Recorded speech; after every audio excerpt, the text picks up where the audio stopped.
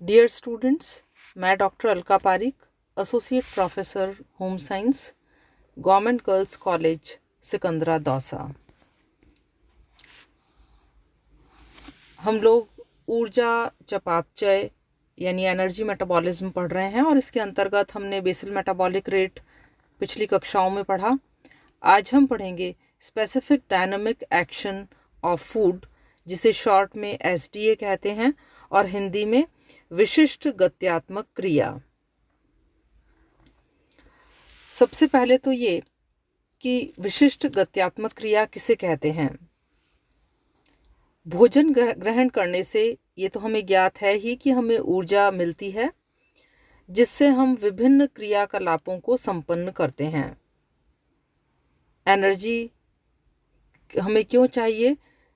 Different activities को करने के लिए हमें ऊर्जा की आवश्यकता होती है।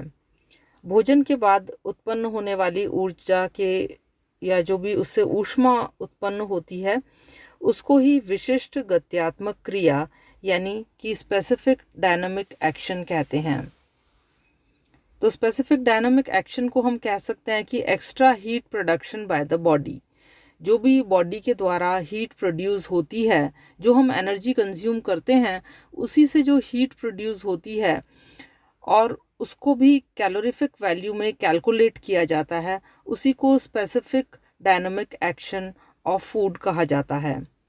इसको कैलोरीजेनिक एक्शन या थर्मोजेनिक एक्शन या थर्मिक एक्शन ऑफ फूड भी कहा जाता है, यानी कि ऊर्जात्मक क्रिया या विशिष्ट गत्यात्मक क्रिया के नाम से जाना जाता है। आपको बच्चों ये जानकर हैरानी होगी कि विभिन्न प्रकार के भोजन से हमें अलग अलग प्रकार का एसडीए हमारी बॉडी के अंदर होता है। डिफरेंट फूड्स का एसडीए अलग अलग होता है, यानी कि प्रोटीन्स का अलग, कार्बोहाइड्रेट्स का अलग और वसाओं का अलग।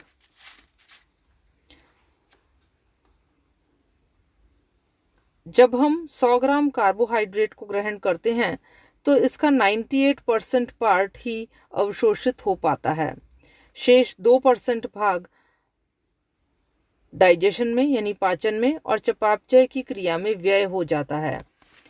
तो इस तरह से अगर हम ये कहें कि अगर हमने 100 ग्राम कार्बोहाइड्रेट अगर हमने कंज्यूम किया है अपनी डाइट के अंदर, तो उसमें से 95% पार्ट अवशोषित हो पाता है और 5% ऊर्जा व्यय हो जाती है। इसी तरह से अगर हम प्रोटीन को लें तो 100 ग्राम प्रोटीन के सेवन से जितनी ऊर्जा मिलती है उसमें से 92% ही एब्जॉर्ब हो पाती है और शेष 8% व्यय हो जाती है। और इसी तरह से अगर हम वसा को देखें तो वसा में भी 5% जो वसा है वो खर्च हो जाती है एनर्जी। और ये एनर्जी किस में लगती है? भोजन के पाचन और अवशोषण के लिए यही एनर्जी खर्च हो जाती है। यानी भोजन से जो ऊर्जा मिल रही है वो भोजन के पाचन और अवशोषण में ही खर्च हो रही है और इसे ही हम specific dynamic action of food कहते हैं। और इसीलिए अगर आपको ध्यान हो तो जब हमने बेसल मेटाबॉलिक रेट पढ़ा था पिछली कक्षाओं में, तो हमने उसमें यही पढ़ा था हमने कि बेसल मेटाबॉलिक रेट को कब कैलकुलेट किया जाता है, जबकि स्पेसिफिक डायनामिक एक्शन फूड का ना हो, यानी कि पोस्ट एब्जॉर्प्टिव कंडीशन में, या हम यूं कहें कि भोजन किए हुए 12 से 16 घंटे जब हो जाते हैं तब ही बेसल मेटाबॉलिक रेट नापी जाती है। जितनी भी ऊर्जा किसी व्यक्ति विशेष को चाहिए उसके अंदर एडिशनल 10% कैलोरीज और जोड़ लेनी चाहिए और वो इंडिकेट करेगी एसडीए को। ठीक है, मतलब वो एसडीए के लिए चाहिए होती है, यानी कि जो भी भोजन में हमने भोजन लिया उसी को पचाने के लिए वो ऊर्जा हमें चाहिए होती है। अब हम पढ़ेंगे एसडीए की क्रियाविधि क्या है, मैकेनिज्म ऑफ एसडीए। एसडीए जो फूड्स का होता है वो बेसिकली जो भी ऊर्जा की आवश्यकता होती है भोजन के पाचन के लिए, अवशोषण के लिए, उसके वहन के लिए और चयापचय के साथ साथ स्टोरेज के लिए, उसके लिए खर्च होती है। ये जो 10% ऊर्जा की हम बात कर रहे हैं कार्बोहाइड्रेट, प्रोटीन और फैट युक्त डाइट के अंदर, वो किसके लिए चाहिए होती है? भोजन के डाइजेशन के लिए, एब्जॉर्प्शन के लिए, ट्रांसपोर्ट के लिए, मेटाबॉलिज्म के साथ साथ न्यूट्रिएंट्स के स्टोरेज के लिए चाहिए होती है। प्रोटीन्स का हमने पढ़ा कि एसडीए ज़्यादा होता है, 2% कार्बोहाइड्रेट का, 5% फैट का और 8% प्रोटीन का होता है। ये 8% जो प्रोटीन का एसडीए होता है ये किसके लिए चाहिए? डीएमिनेशन के लिए चाहिए, यूरिया को बनाने के लिए चाहिए, प्रोटीन्स के बायोसिंथेसिस के लिए चाहिए और साथ साथ ट्राइग्लिसरॉल और दूसरे अमीनो एसिड्स के लिए ये चाहिए होता है। और इसीलिए प्रोटीन्स का जो एसडीए है, स्पेसिफिक डायनामिक एक्शन है, ये कार्बोहाइड्रेट और वसा से अधिक होता है।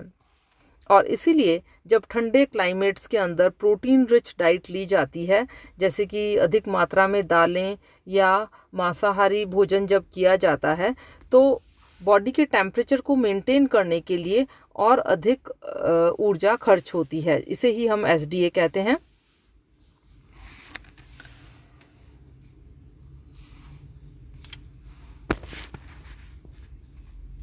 जब भी हम कार्बोहाइड्रेट रिच डाइट लेंगे तो एसडीए कम चाहिए होता है, 2% चाहिए होता है। जब वसायुक्त भोजन हम करते हैं तो 5% एसडीए में एनर्जी व्यय होती है, यानी कि 100% में से केवल 95% ही शरीर को मिल पाता है और 5% एसडीए में व्यय हो जाता है। और इसी तरह से जब हम प्रोटीन रिच डाइट लेते हैं तो 92% पार्ट एसडीए में व्यय हो जाता है और सिर्फ 8% पार्ट एसडीए में व्यय हो जाता है और सिर्फ 92% पार्ट ही शरीर को मिल पाता है।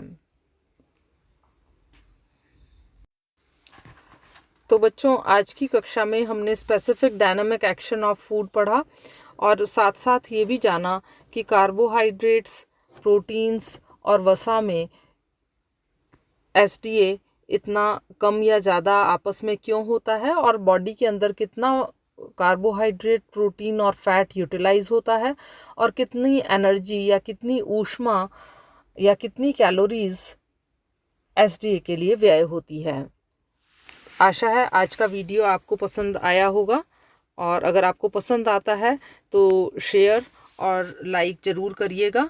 और इसे पढ़ करके अगर आपके कोई क्वेश्चंस हैं तो आप लोग क्वेश्चंस नहीं पूछ रहे हैं, और मैं आपसे एक बार फिर से कह रही हूँ कि अगर आपको कुछ भी अगर पसंद नहीं आ रहा या फिर कुछ समझ में नहीं आ रहा तो आप व्हाट्सएप ग्रुप के ऊपर क्वेश्चंस पूछ सकते हैं या फिर कॉल करके भी क्वेश्चंस पूछ सकते हैं। तो और क्योंकि अभी कोविड के कारण स्कूल्स और कॉलेजेस बंद हैं, तो कॉलेजेस बंद होने के कारण आप लोग इस क्लास को ज़रूर अटेंड करें। धन्यवाद।